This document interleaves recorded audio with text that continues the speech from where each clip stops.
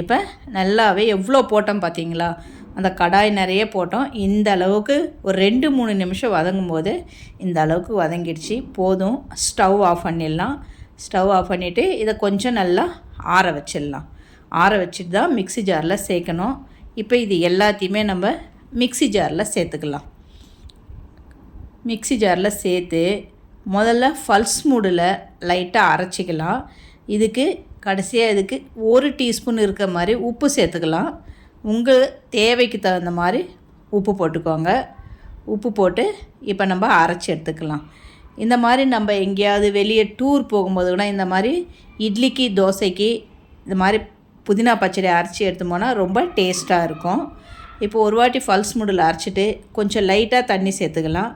தண்ணி சேர்த்து நல்லா நைஸாக பேஸ்ட் மாதிரி அரைச்சி எடுத்துக்கலாம். இது கரெக்டான பதம்.